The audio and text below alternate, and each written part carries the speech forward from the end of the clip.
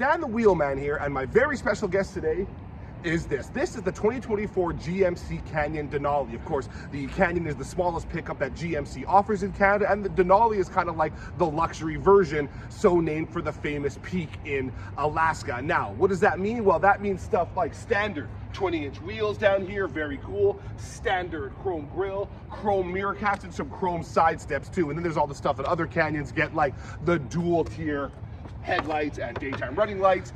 Nice proportions, very cool looking truck. It's available only as a 4-door crew cab, only with a 5-foot bed and with a single engine choice. Now, we're gonna have a closer look at all of that throughout this video, so let's go take a drive.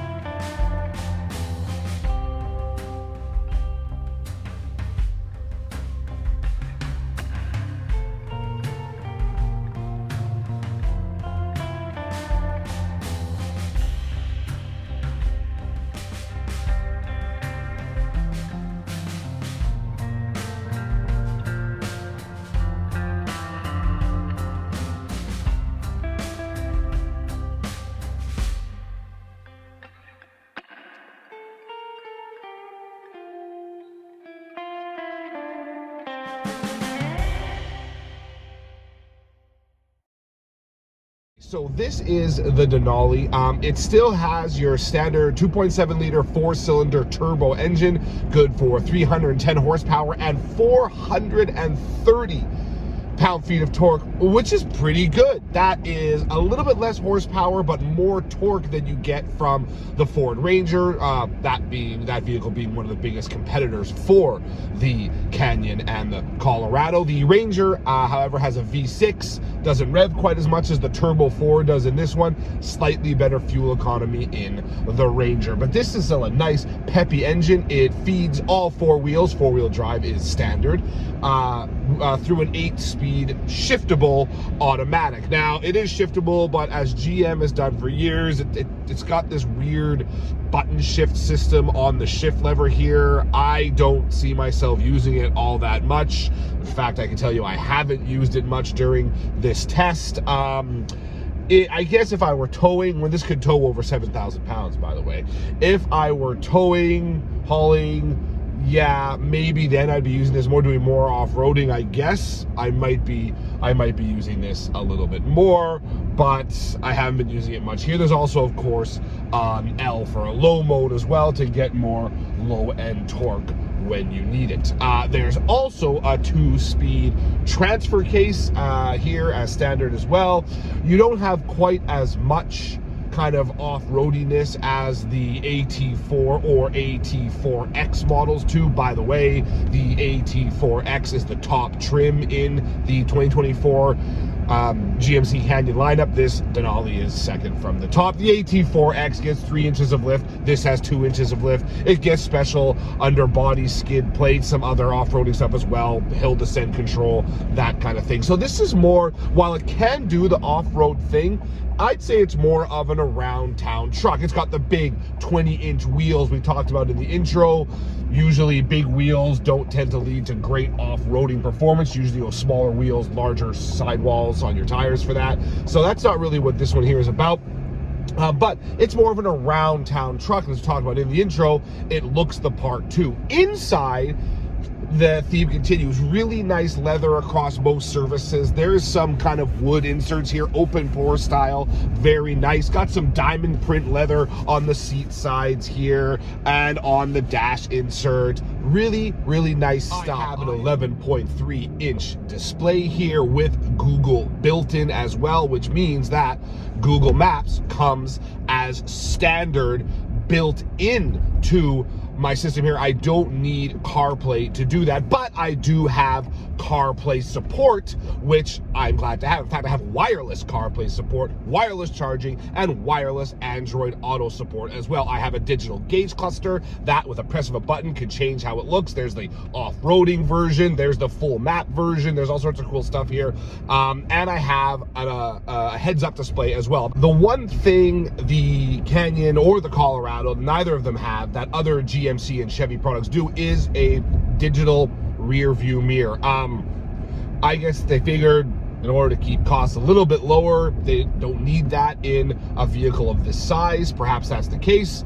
I like digital rear view mirrors. I guess I was a little surprised to not find one in this model of the Canyon, and it's not available on the AT4X either, so you just can't get it. So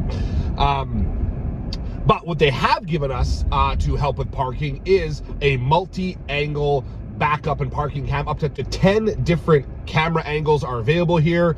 You'll see a couple of them here as I sweep through them. That's very cool. Makes parking this a lot easier. And couple that with the fact that I've got a nice high seating position, which does affect my headroom a little bit. Don't love that, but that's also affected by the fact I've got the optional sunroof here too. Nice high seating position, great view out, nice squared off over the nice squared off hood as well. So parking this thing has actually been surprisingly easy to do, but I wouldn't say no to a digital rear view mirror. Other comfort features I have in here: heated and cooled front seats. I have a heated steering wheel, and the Colorado is available only, sorry, the Canyon. How many times am I going to make that mistake in this video? The Canyon is available only with a 5-foot bed and a crew cab with a back seat, as I have here. That's your only choice. So pretty simple when it comes to buying process. One cab style, one bed length, one powertrain type as well. Speaking of that 5-foot bed, let's have a look at it. Tailgate comes down in a nice dampered fashion. There's a cool nod to the Denali or McKinley Peak here. Kind of a cool Easter egg. I like that. I've got some tie downs here. I've got some more back there. I've got a power outlet in here too. I don't have a power outlet on that side though. I don't have any supplemental storage bins anywhere inside the pickup bed, which is too bad. And I don't have any bed lights there either. So yeah, I may not have any extra storage inside the bed, but I do have some inside the tailgate here. This may look like a standard tailgate, but it isn't. This is actually the multi-stow tailgate. By flipping these two latches here and lifting this door, you've got extra storage underneath there. You could fit wet items, tools, dirty items. It's all sealed in by this nice gasket here. Very cool. It's not quite the multi-pro tailgate that the Canyon's Sierra bigger sibling gets, you know, the one that opens all different ways, all these different kind of steps, all that kind of stuff, but it's still pretty cool. Speaking of steps and bed access though, what the Canyon does have is the corner steps. You just put your foot here and there you go. Nice little handle here as well, and you could probably fit a steel-toed work boot in there, no problem. No need for an extra kind of ramp or step coming out of the bumper there that could jam. No need for an extra handle up here. With the corner steps, pretty much good to go all the time, drop of a hat. I do like the powertrain though. It's a little weird sounding. It sounds a little too diesel-like for me. Don't love that, but good get up and go. I talked about the horsepower and torque before. It's got great capability, and even though the engine looks kind of weird with that strange, like, I guess the intake plenum or intake across the top there, bridge looks kind of strange, looks kind of weird underneath the hood, but it does the job really well. I like the 8-speed transmission. I think it's responsive, and of course I've got the transfer case I can modify with this dial right here as well. This is a good powertrain.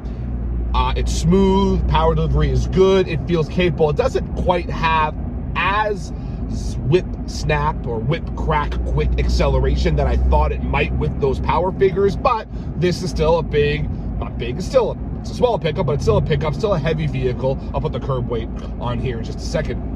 So it's not going to feel like a sports car necessarily when you drive it, but it's not like I was left wanting when I needed to make highway passes and the like. The transmission and the engine are well in sync. Transmission kicks down when you want it to, does so smoothly, does so quickly, gives you that acceleration you need, and it's smooth for a truck, which is still again, a truck still has to have the capability, still has the heavy-duty chassis that a truck needs, or heavier duty than maybe a sedan or something will have. It's very smooth, even with the big wheels. I don't get my teeth rattled going over bumps, expansion joints, as I just did there. Don't feel all that through my spine and so on like you might on certain other kind of larger trucks, for example. It's nice, it's smooth, but the steering is heavy enough that you know you are driving a truck. I actually think some might find the steering a little too heavy, especially when at lower speeds, when parking and so on. I was a little surprised to find that, but I don't mind it. I like having a little weight to my steering. I think it drives really nice, and it's roomy enough too. Now, the back seat is not going to be a place you want to put adults in for long stretches of time, but they do have enough space there that short drives will work and so on. And if you're shorter than me, and I think the average person is shorter than me, headroom should be okay back there as well. But this isn't really a family vehicle. It's not a vehicle I think you're going to buy if you're moving the family often in it. It's nice to have those back seats, but yeah, it's not something I think you'll use that often. You'll probably more likely use the under seat storage I've got back there instead. But I have driven the more off-road spec version of the Chevrolet Colorado. I like that one too. I did like that one too, but I am not an off-roader. That is not what I do. I am a daily driver, and if I were to have a pickup, and I would have a small pickup, I think they make a lot of sense. I would probably go with something like this, something a little more comfortable around town. You don't have big knobby tires whining away as you drive. You don't have that high ride height, which can add body roll. You don't have all that kind of stuff. You just have a little more comfort with this Denali version, and it's really nice looking both inside and outside. Thank you for tuning into this review of the 2024 GMC Canyon Denali. Hope you enjoyed it. If you haven't already subscribed to the channel, please do. If not, no hard feelings, of course. You can follow me on the app formerly known as Twitter, @DanTheWheelman, and on Instagram, @DanTheWheelman as well. So thanks again for tuning into this video, and until next time, sayonara, folks.